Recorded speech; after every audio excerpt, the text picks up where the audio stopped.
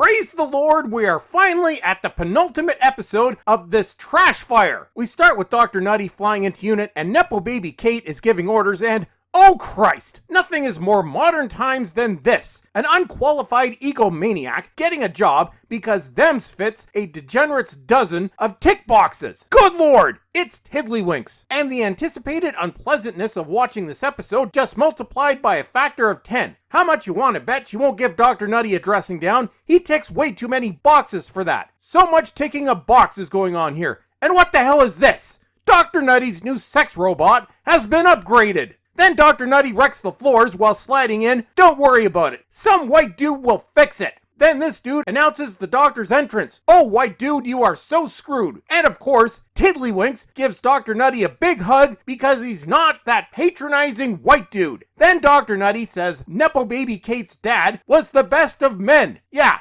Somehow I think you'd be trying to cancel him if he was still around, or at least giving him a good lecture on toxicity. Then Dr. Nutty starts to hit on the white dude. So, I guess now we know why he's there. Praise the Lord! Everything makes sense again. Oh, and they now have a 13-year-old scientific advisor. Man, y'all really hate anybody with actual experience, don't ya? I guess you need somebody closer to the brainwashing. Dr. Nutty needs help finding out who Mystery Lady is, as Russell continues to think anybody actually cares who she is, other than some degenerate sycophants on Twitter claiming they're excited. Wonder how many of them will even bother to watch. Oh dear, it seems her name is Susan Triad, and she releases software things. There you go, mystery solved. Run the ending credits so I can go home. No such luck though, it seems it's an anagram of TARDIS. More clever writing from Russell. Dr. Nutty reminds us that Susan is also the name of his granddaughter, as 90% of RTD's sycophants say, who? Well, I wonder how RTD is going to bastardize this character.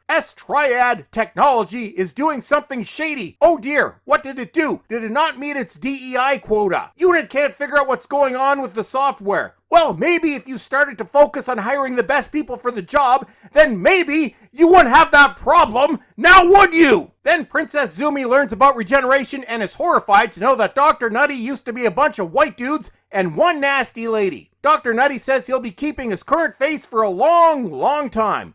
Well, if all things were normal, you wouldn't, consider nobody's watching this crap.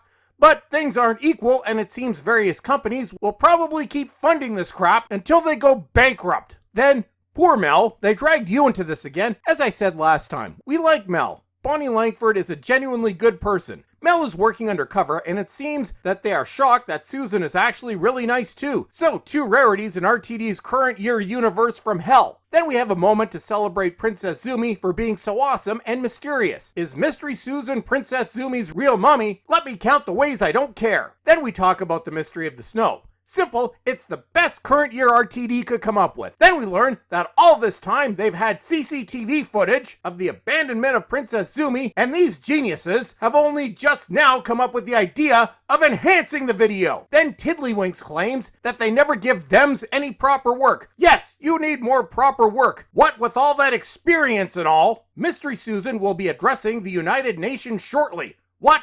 With all the good they've done for humanity in recent years? Then we get another appearance from I'm Just Doing It for the Money Mommy, and she tells Princess Zumi what a legend she is. Okay, people, stop saying that to the under 20s.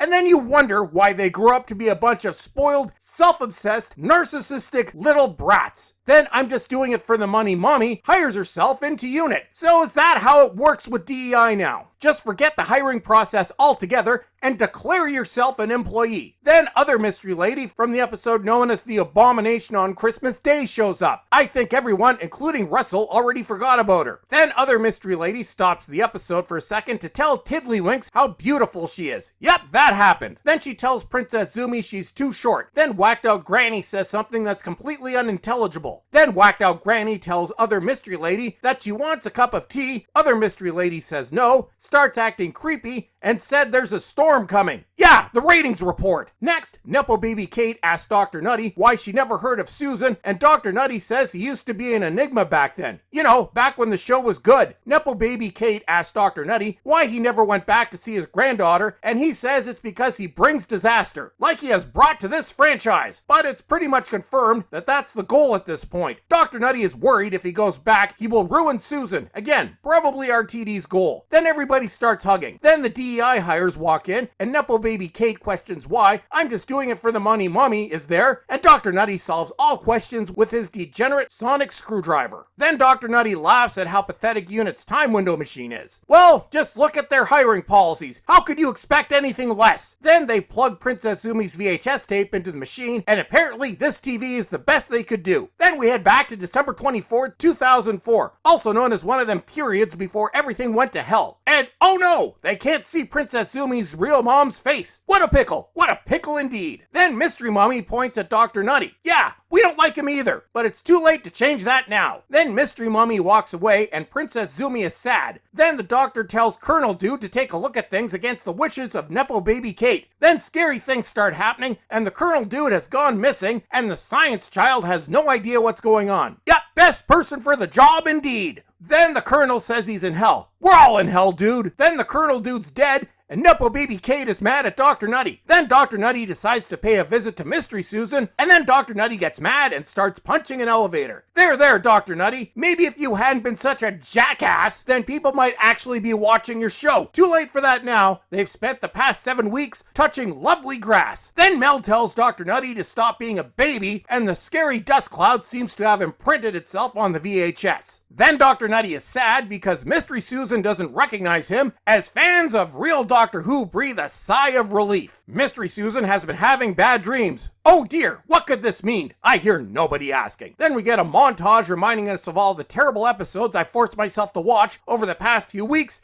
Then, oh dear, it seems the TARDIS is at the center of the scary dust thing. Maybe it's just trying to end itself gracefully. It really isn't happy about being involved in all of this. Then it starts growling. Don't worry, TARDIS, we get it. Then Mystery Susan does a little dance while everyone runs away from very disappointed TARDIS, and Mystery Susan starts giving her UN speech, but gets rudely interrupted by the voice of Satan, who fully supports everything that's been on screen this season. Then checkbox hire number 56 starts creepy talking. Then RTD tries being clever. Her name is Harriet Arbinger, shortened to Harbinger. Get it? Good lord! Even Chibs won't come up with something that stupid. Also, this is what happens when you don't properly vet your checkbox hires, Kate.